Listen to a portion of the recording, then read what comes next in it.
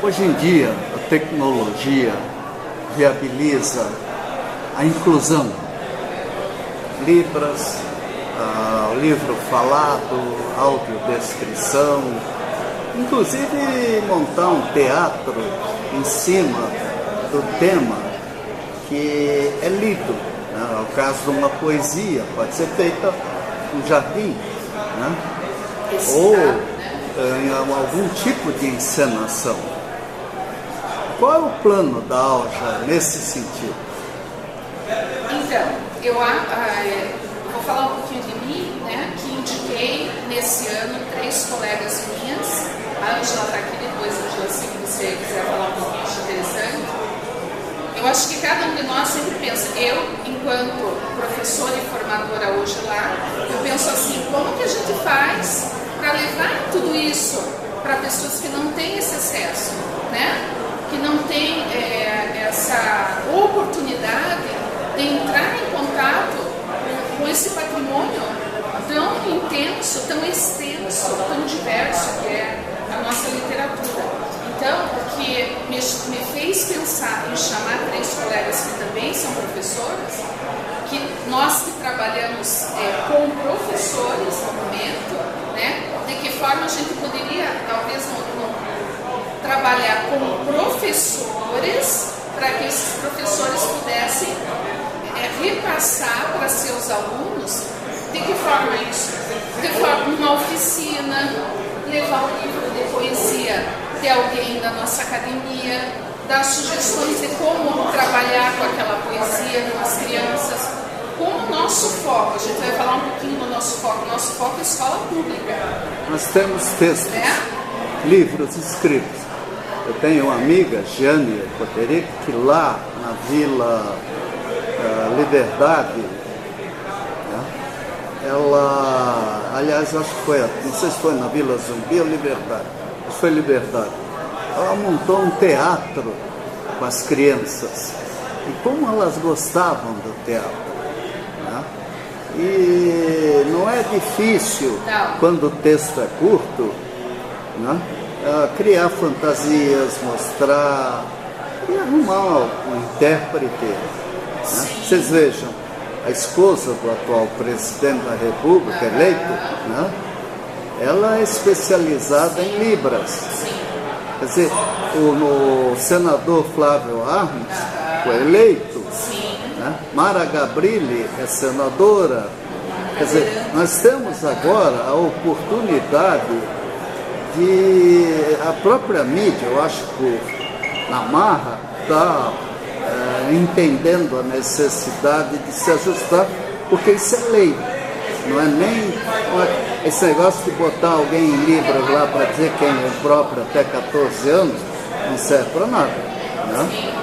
Então, tanto a surdez quanto a cegueira e até a pessoa com deficiência intelectual poderão ter textos que a AUJA e outras academias poderão gerar em benefício da inclusão, que é necessária. E o idoso, quando o livro for complicado, já fica difícil para ler. Né? Baixa visão, outras coisas. Quer dizer, de um jeito ou de outro, nós podemos criar livros acessíveis. Sem dúvida. Eu acho que a nossa intenção, até a Cíntia, que é uma das indicadas que não pode estar aqui, ela trabalhou numa escola municipal como gestora e se aposentou recentemente. Então, ela sempre colocou essa situação de autores, outros autores que iam até a escola, as oficinas que eram feitas. Então, ela deu várias, né, Angela, várias sugestões que eu acho que a gente vai poder colocar. A nossa intenção é fazer um projeto, né, e apresentar até para a Lilian, que não deu tempo ainda, sabe, Lilian, mas está vindo, né, e que a gente tenha, né, porque isso que o senhor colocou é muito forte, principalmente na escola pública. Nas escolas públicas que a gente vai por esse Brasil inteiro, a gente vê essas crianças que têm todo tipo de necessidade especial. São crianças que a gente não vê com tanta intensidade nas escolas particulares. Elas são frutos. E lembrar que todas essas políticas de inclusão, elas surgem por conta da escola pública. É a escola pública que faz levantar essa questão dessa necessidade de atingir aquele aluno, né? De ter alguém que esteja preparado. Não adianta só o aluno estar junto, tem que ter alguém que o auxilie, né? Que esteja ali presente para fazer com que ele se integre, né? É como o senhor falou, é uma questão hoje de direito. E a BNCC, né, agora, ela traz isso muito forte, essa questão da inclusão, né? Quando eu falo a BNCC, a Base Nacional Comum Curricular, ela traz essa questão da formação dos alunos brasileiros na sua forma integral.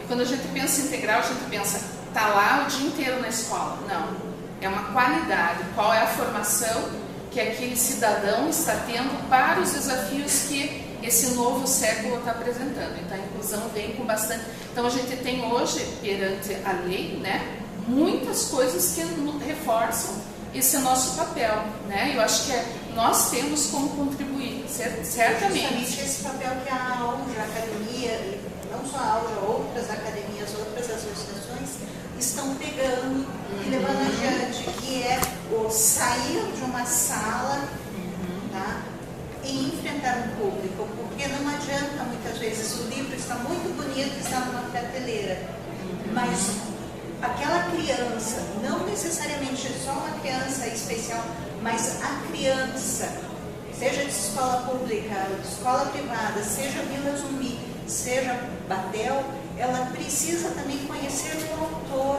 porque o que a gente percebe muito é isso. Existe um livro, quem criou? Eles acabam pensando no autor lá de fora, eles não percebem que aqui do lado, no seu bairro, no seu prédio, existe um autor que pode conversar sobre literatura com ele, que pode incentivar a literatura naquele ambiente. Então, no meu entendimento, século XXI, seja para a nossa AUJA, seja como a PUC, é esse chegar ao público, sabe? Sair da sua concha e mostrar, gente, tem um livro, como a Tânia muito bem leu, a poesia, este fazer ouvir o seu texto, ver a sua fotografia, assistir a uma peça de teatro. Então nós precisamos atingir todos os públicos. Isso é uma educação integral. Sim. Isso vai atingir toda uma população em todos os níveis. Então a academia está se modificando neste ponto, que antigamente, nos seus primórdios, ela fazia aquela reunião em sala fechada num jardim com uma meia dúzia, 40, mas era fechada. Ela não atingia o público em geral. E as nossas academias hoje não estão vindo ao público. Basta ver hoje o momento que nós estamos vivendo aqui, totalmente diferente. Cascais tem um trabalho muito interessante junto à biblioteca pública. Isso é importante. Não adianta escrever e colocar um livro numa estante.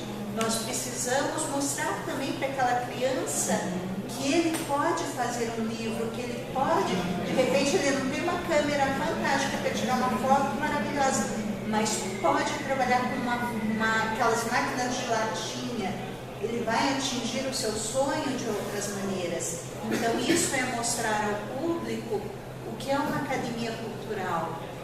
Uma academia de cultura é mostrar ao povo que eles conseguem também fazer, não ficar empoderados, alienados, fechados, mas é o que a academia tem feito hoje, mostrado sua cara. A gente recebe muitas críticas ainda, vocês vivem num mundo alienado. Não, nós estamos entrando, nós estamos participando deste mundo, mas a gente também quer ser aceito, porque muita gente pensa, academia, vem aquele ranço. Eu já ouvi muitas vezes, cheiro de naftalina. Sim, o que se imagina muito aquela academia antiga, de livros muito antigos, mas não, a academia se faz com gente, tá? É um ser pulsante, mas para ela ser aceita, o leitor também precisa ver essa forma. Então, quando a gente fala em preconceito, existe também preconceito com relação a isso. Você pertence a uma academia, meu Deus do céu, vive tomando chá. Não, nós queremos esse espaço. Esse espaço vivo, a gente quer essa troca de ideias, nós precisamos dessa troca, porque senão isso daqui, eu vejo assim, não serve para nada, porque você vai abrir o livro, tá, você lê, mas não te leva adiante. Mas você lê e de repente você pega um tablet, você pega uma coisa e você esquece. E a vida se faz com gente. Isso nós queremos mostrar. O livro se faz com gente. Tem alguém escrevendo esse livro, tem alguém tirando a foto, tem alguém alimentando aquele sistema que um dia você vai ler. Então vamos pensar em gente, educação integral de gente. Outra coisa também muito importante, eu posso dar um depoimento meu, que eu pertenço à academia, mas à academia universitária. E outros vieses que esta nossa academia abarca também é aquilo que eu escrevo. Eu tive agora, por exemplo, o convite da Secretaria de Educação do Paraná para escrever. Todo ano eles escolhem alguns textos para colocarem num livro de fim de ano. E eu conheço a bibliotecária de lá, e ela fez mestrado comigo, e eu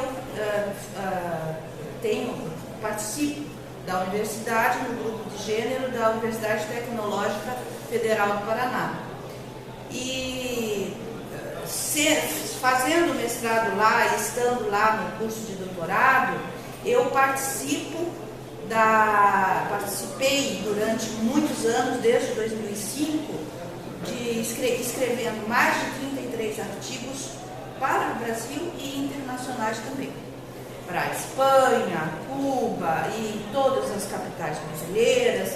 E justamente eu ficava pensando comigo, mas eu estando na aula eu não estou podendo mostrar o meu trabalho, porque é uma coisa acadêmica, sim, mas acadêmica dirigida a uma linguagem diferente da Academia de Letras. É uma academia, é um lugar onde eu exerço a ideia minha, junto com outros autores que não são autores de poesias e de coisas, são, né, de outras, de sociologia, de psicologia, né?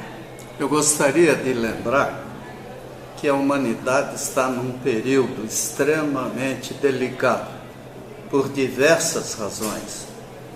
Entre elas, sustentabilidade, por exemplo, questão do lixo, do desperdício, né? Da saúde, higiene, cuidados na cidade, a violência cada vez maior. Então, além de ser uma academia de letras, que muitas vezes encanta, né?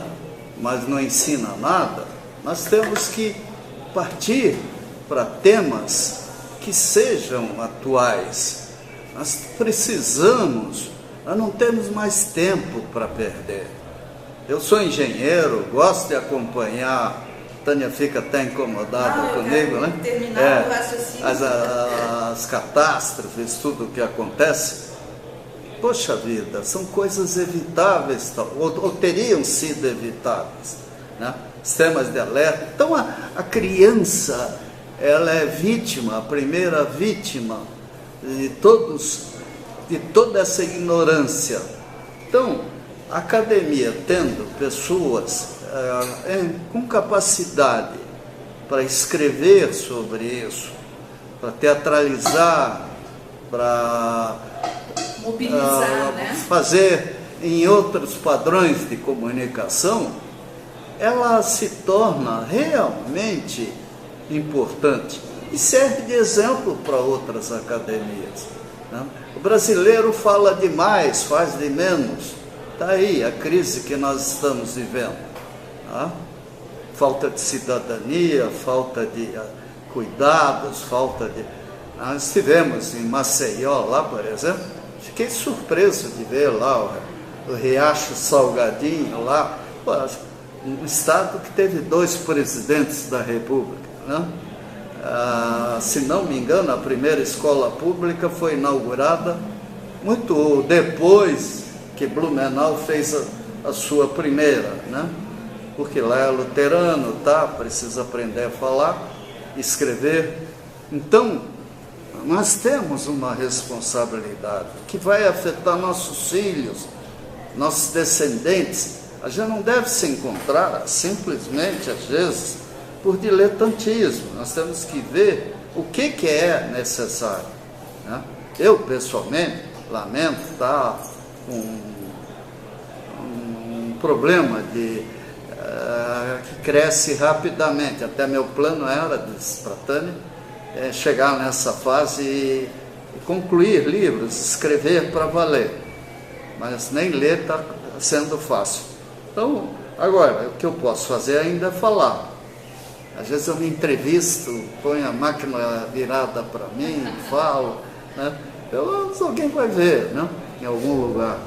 Então, nós temos um potencial de comunicação fantástico. O que falta é usar direito. Ângela, você quer falar alguma coisa? Eu só queria terminar o meu raciocínio, já termino. E, então, esse convite que eu tive da Secretaria de Educação para participar desse livro, muito me honrou. E eu imediatamente comecei a pensar, porque essa minha colega tem acesso aos meus artigos científicos, e ela achou muito interessante um artigo que eu apresentei no ano passado, num congresso que se chama Fazendo Gênero, que se dá em Florianópolis cada 3 anos, em que a gente fala questões de gênero, sexualidade, todos esses temas transversais que agora estão povoando, né, o imaginário da mídia e de todos. E nesse artigo eu fiz uma análise de uma educação, para uma escola com uma educação pós-estruturalista. O que quer dizer isso? Uma educação pós-estruturalista é aquela que abandona um pouco aquela questão do iluminismo, daqueles autores estruturalistas, e parte para uma educação de novos pensadores, como é o caso do pós-estruturalismo de Jacques Derrida, que é aquele que trabalha na França com o tema do pós-estruturalismo, onde a gente aceita e coloca as questões de gênero, as questões de raça, tudo isso publicamente para os alunos fazermos um encontro de ideias, né? E ela achou bem interessante esse artigo, eu estou adaptando, e ele provavelmente vai sair agora nessa edição. Então eu acho assim que essa maneira de nós influenciarmos essas novas maneiras de pensar vem muito da ação crítica que nós temos também numa academia de letras. Tá? Era só isso.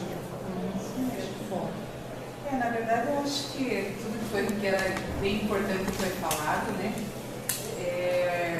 A missão da academia é, na verdade, a defesa dessa literatura, né? E o acesso. Eu vejo a academia como uma porta de acesso a essa literatura, ou a literatura, seja ela qual for, né? E como a gente trabalha como professor, a gente vê a carência do professor, no próprio professor enquanto leitor, né? Primeiro porque ele não tem acesso, primeiro porque ele não tem interesse, não tem vontade, muitas vezes até tem, mas não tem acesso porque o livro no Brasil é caro. Ele não é um artigo barato para que o professor possa, né, adquirir com tanta facilidade. Então, eu vejo que a academia tem aí uma missão bastante grande de levar esse acesso, tanto ao professor, que será o multiplicador disso, como a Vera falou, aos alunos, né? E também ter esse olhar para as crianças, né? Eu acho que até para as famílias, né? Isso, para a comunidade, para as famílias, na verdade, dessa disseminação mesmo da literatura, né? De estar levando essa oportunidade de conhecer, né? Porque é bem isso, a gente, né? Eu não via que eu tinha um preconceito, né, em relação à academia, mas era algo tão distante, tão inacessível, que parece que assim era uma outra, e eu acho que é isso que tem que ser quebrado, né? Que a academia está perto, que ela é próxima, e que na verdade a gente tem aí uma bela contribuição que a gente pode dar, né? até num próprio, por exemplo, fazer um momento de um café com o autor, de levar esse autor, como a Marília bem colocou, que é próximo, muitas crianças, né, fui professora por muitos anos de sala de aula, e as crianças, quando a gente falava em autor, para eles era sempre alguém que nem estava vivo, né, que estava distante, que nem, não era vivo aquela pessoa, né, e de repente trazer esse autor, né, trazer essa troca, eu acho que isso tudo vai aproximando e vai principalmente despertando esse autor que também está aqui diante dessa criança, diante desse professor, ou diante de qualquer pessoa que a gente consiga, né, levar isso. Rubens?